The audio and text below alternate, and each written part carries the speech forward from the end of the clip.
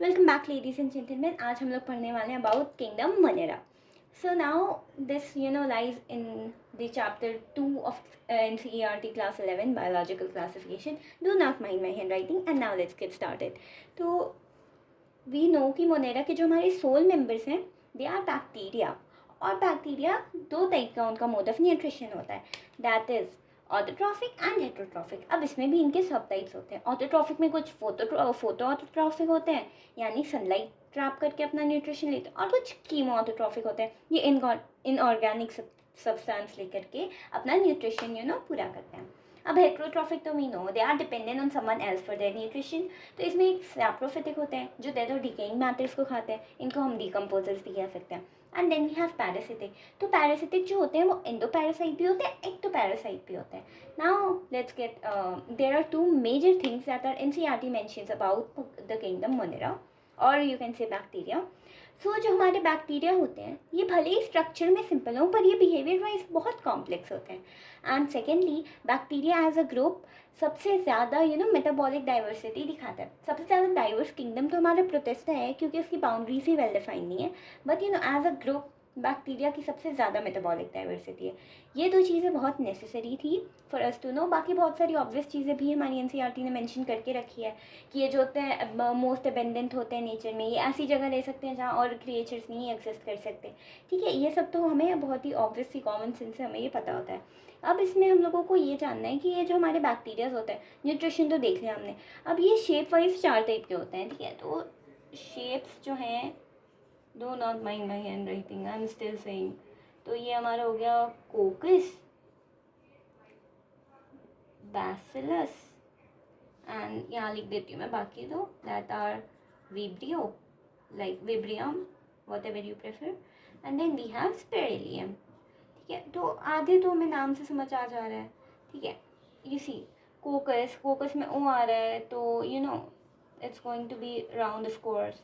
Now bacillus be bar bacillus. So yes, bars are what? Tall and slender. So same goes for our bacillus. They are rod like. And vibrium, yes, you need to remember this one. These are comma shaped. And spiralium जो है हमारा वो क्या हो गया, spiral हो गया. अब इसके एग्जांपल्स हमारी एनसीईआरटी ने मेंशन करे नहीं है तो हमें याद करने की ज़रूरत है नहीं.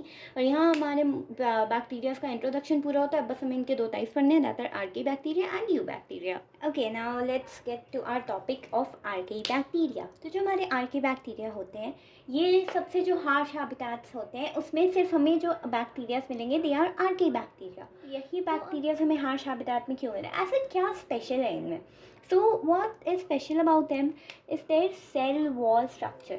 अब इनके सेल वॉल स्ट्रक्चर में ऐसा क्या है कि ये हार्श हैबिटेट्स में सर्वाइव कर पा रहे, कोई नहीं सर्वाइव कर पा रहा, यही कर पा रहे. तो इनकी जो सेल वॉल बनी होती है that is made up of pseudopeptidoglycan. ठीक है, अब एनसीईआरटी ने ज़्यादा कुछ मेंशन करा नहीं है, सिर्फ इनके 3 टाइप्स देके रखे हैं. The first one is halophiles, ये हमें सॉल्टी एरियाज में मिल जाएंगे. देन थर्मोएसिडोफाइल्स, ये हमें हॉट स्प्रिंग में मिलते हैं. फिर हमारे पास है मेथानोजेंस, ये मार्शी एरियाज में मिलते हैं और जो रूमिनेंट एनिमल्स होते हैं उनके गट में मिलते हैं. एंड इसीलिए जो है हमें काउ डंग हो गया, उसको हम लोग उससे हम लोग बायोगैस प्रोड्यूस करते हैं, मीथेन होता है. और यही क्योंकि ये किस वजह से होता है, because there is the presence of methanogens in their their gut. तो यहाँ पे हमारा आर्की बैक्टीरिया ख़त्म होता है. Now let's get to eubacteria. So अब हम लोग जो है पढ़ने जा रहे हैं about eubacteria. And what, eubacterias को ही हम ट्रू बैक्टीरिया भी कहते हैं. एंड इनकी जो मेजर कैरेक्टरिस्टिक ये है कि अब ऐसा नहीं कि सिर्फ आर्की बैक्टीरिया के पास सेल वॉल थी, इनके पास भी सेल वॉल होती है पर इनकी कुछ बहुत ज़्यादा स्पेशल सेल वॉल नहीं होती. हाँ, रिजिड होती है पर बहुत ज़्यादा कुछ स्पेशलिटी है नहीं इसमें. ठीक है, एंड देन उसके बाद जो है अगर ये मोटाइल होते हैं, ये चल फिर सकते हैं, तो इनके पास एक फ्लैचुलम ज़रूर प्रेजेंट होता है. अब यू बैक्टीरिया के बारे में हमें सबसे पहले गिवन है फोटोसिंथेटिक ऑटोबैक्टीरियाज. ठीक है, ये जो होता है इसमें हमारे पास एक एग्जाम्पल मेंशन है, दैट इज़ ऑफ सायानोबैक्टीरियाज. तो ये क्या होता है, इनको हम लोग कॉमन नेम जो है इनका हम लोग इसे ब्लू ग्रीन एल्गे भी कहते हैं. नाउ ये जो होते हैं ये वही फोटोसिंथेटिक ऑटोट्रॉफ है. और ये क्यों है, बिकॉज इनके पास एक पिगमेंट प्रेजेंट होता है दैट इज़ क्लोरोफिल ए. और यही सेम पिगमेंट ग्रीन प्लांट्स के पास भी होता है और जितने भी फोटोसिंथेटिक ऑटोट्रॉफ होते हैं उनके पास यही पिगमेंट होता है. अब ये रहते किधर है? So their habitat is like ये टेरेस्ट्रियल एल्गे की तरह रह सकते हैं, ये फ्रेश वाटर में भी रह सकते हैं और ये समुद्र में भी रह सकते हैं. और ये जो है अब ये हैबिटेट की बात कर ली, अब ये किस तरह से रहते हैं. ठीक है। तो या तो ये यूनिसेल्युलर रहेंगे, या तो फिर ये कॉलोनीज फॉर्म करके रहेंगे, और या तो फिर ये फिलामेंट्स में रहेंगे। फिलामेंट्स यू गेट इट, ठीक है, ऐसे टुकड़ों टुकड़ों में। You see the diagram, this is filament only, ठीक है। और इनके बारे में एक जो हम कह सकते हैं कि बहुत ज़्यादा स्पेशल फीचर है, ये है कि अगर पोल्यूटेड पानी है तो इसमें ये ब्लूम्स फॉर्म करते हैं, ठीक है। और जो हमारे पास साइनोबैक्टीरिया है, इनका एक बहुत ही मेजर इंपॉर्टेंट काम होता है, ये एटमॉस्फेरिक नाइट्रोजन को फिक्स करते हैं, और हर सेल्स में नहीं फिक्स करते, इनके पास स्पेशलाइज्ड सेल होती है, दैट आर हेटेरोसिस। यही सेम डायग्राम आपकी एनसीईआरटी में आप। And then we have like example में वही हमारे पास Nostoc and Anabaena. Mucilaginous sheath है, ये बाहर से इसको कवर कर रही होती है जब ये कॉलोनियल फॉर्म में होता है। पर एनसीईआरटी ने एक फिलामेंटिस साइनोबैक्टीरिया के ऊपर ये क्यों बनाई है, ये मुझे भी नहीं पता, आपको पता चले तो ज़रूर बताएं। और जो हमारी कीमो ऑटोट्रॉफिक बैक्टीरिया होता है, इनके बारे में तो एनसीईआरटी ने भी के 4 लाइन्स दी है कि ये जो हैं बस जो इनऑर्गेनिक सब्सटेंसेज होते हैं, फॉर एग्जाम्पल हमारे हो गए नाइट्रेट्स, नाइट्राइट्स, अमोनिया, इन सबको ये बस ऑक्सीडाइज करते हैं। ऑक्सीडाइज करके जो एनर्जी रिलीज़ होती है उससे अपना एटीपी प्रोडक्शन कर लेते हैं। बस यहाँ पे इनका जो है न्यूट्रिशन वगैरह ख़त्म। अब जो है क्योंकि ये ये सब इनऑर्गेनिक सब्सटेंस ऑक्सीडाइज कर रहे हैं, तो ये न्यूट्रिएंट्स रिसाइकिल करने में बहुत अच्छा रोल प्ले करते हैं। और ये कौन कौन से न्यूट्रिएंट्स रिसाइकिल कर रहे हैं, जैसे कि नाइट्रोजन, सल्फर, आयरन, फॉस्फोरस, ये सारे हमारे एनसीईआरटी में मेंशन है, तो कृपया ये सारे याद। तो फाइनली हम लोग पढ़ने जा रहे हैं अपने हेटेरोट्रोफिक बैक्टीरिया, जो कि ऑब्वियसली हम लोगों ने जब भी बैक्टीरिया सुनते हैं तो वी गेट की हाँ they are heterotrophic and mostly pathogenic. पर now let's get into deeper details. सबसे ज़्यादा एबेंडेंट जो बैक्टीरियाज होते हैं दे आर हेटेरोट्रोफिक बैक्टीरिया, और ये जो होते हैं इनकी मेजॉरिटी जो होती है वो डिकम्पोजर्स होती है। अब ऐसा नहीं कि ये सिर्फ पैथोजेनिक है, ये सिर्फ हमें नुकसान पहुंचा रहे हैं, ये बहुत हेल्पफुल भी होते हैं। अब obviously curd formation from milk, दूध का दही बनाते हैं लैक्टोबैसिलस, बचपन से पढ़ते आ रहे हैं, और एंटीबायोटिक्स भी यही प्रोड्यूस करने में हेल्प कराते हैं। अब उसके बाद वी हैव कि ये जो लेज्यूम रूट्स होती हैं उसमें ये नाइट्रोजन फिक्स करते हैं। अब ये कैसे करते हैं ना, what is legume root actually?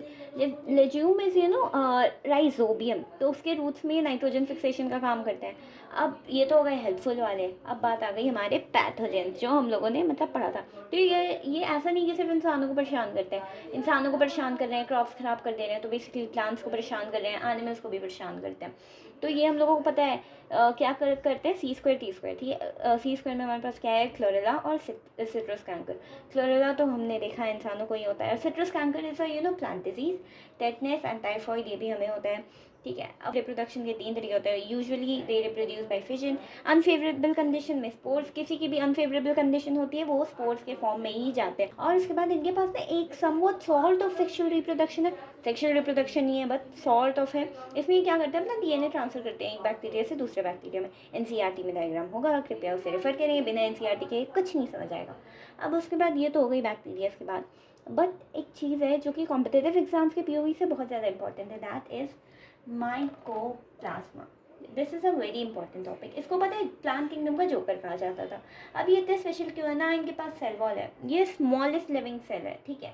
और उसके बाद ये बिना ऑक्सीजन के भी सर्वाइव कर सकते हैं फैकल्टेटिव रूप से, ठीक है। और उसके बाद जो है ये पैथोजेनिक है ऑफ कोर्स। अब ना इनके पास सेल वॉल है, ना इनके पास सबसे छोटे हैं, तो ये बेचारे अकेले कैसे सर्वाइव करेंगे, पैथोजेंस के रूप में रहते हैं। और यहाँ पे हमारा पूरा किंगडम समाप्त होता है। Let's meet in the next topic में भी, बाय बाय।